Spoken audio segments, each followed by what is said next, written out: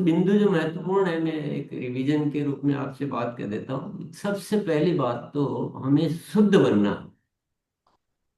हमारे मन में कुछ और है और बोल कुछ और रहे हैं, उसको मिटाना बहुत जरूरी है। अगर वो नहीं मिटेगा तो कुछ भी नहीं होने वाला है। मन में पता नहीं क्या क्या जंजाल चल रहे हैं, बहुत सारे अहंकार चल रहे हैं, बहुत सारे समीकरण चल रहे हैं, बहुत सारे पैसे के चक्रव्यूह चल रहे हैं।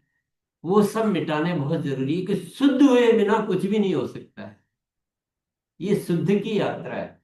आप दो चेहरे लेके और अपने अंदर के भगवान को जागृत कर पाएंगे क्या? किसी हालत में नहीं हो सकता है। और क्या आपको अस्तित्व साथ देगा है शुद्ध मन वाले को? नहीं देगा।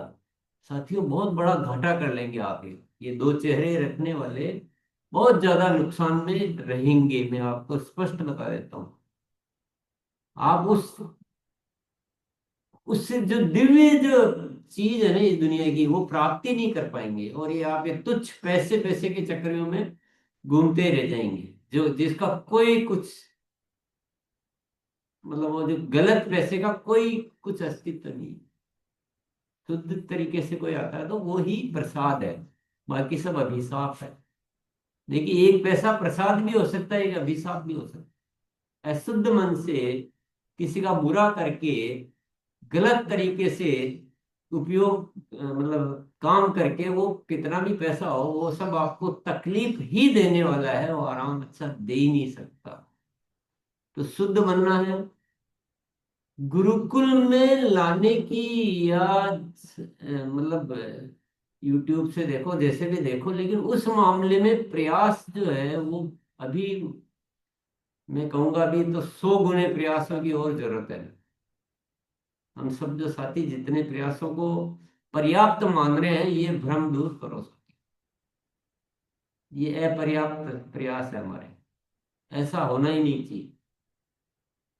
जो हमें काम करना है उसके लिए हमें एक प्लेटफॉर्म पर, एक जगह एक केंद्रित शक्ति बनना पड़ेगा। प्रयास पूर्ण उस दिन मानना है जिस दिन आपका आज ज्वाइनिंग हुआ है ना कोई भी साथी, तो वो कल से गुरुकुल में आना शुरू कर दे। मतलब इतना लेवल तक जाना चाहिए आप।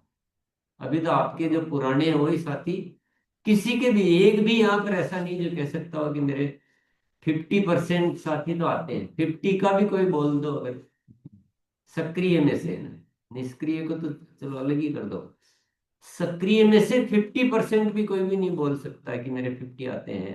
तो फिर आप इसमें कितना प्रयासों की जरूरत है, क्योंकि इसके अलावा कोई चारा हो तो मुझे बता दें।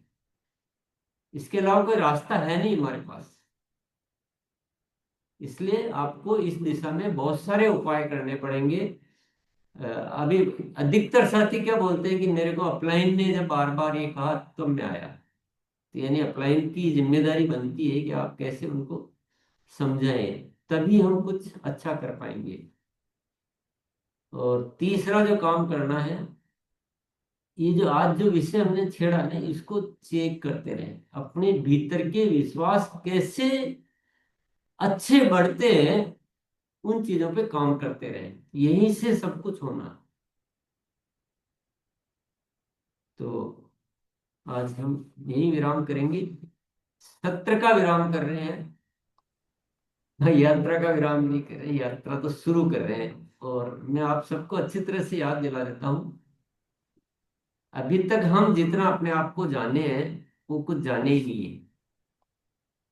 कुछ नहीं जाने हम जो है वो बहुत अलग है। और इस जीवन में उसके लिए पूरा प्रयास नहीं किया तो प्रयास ही किया किया।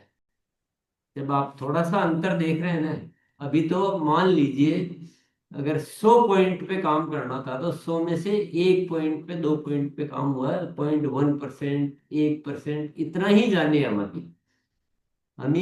हम तो भगवान ही हैं, पर भगवान को जानने के लिए हमें वो पुराने आवरण हटाने हैं, बहुत सारे, बहुत सारी यात्रा करनी है।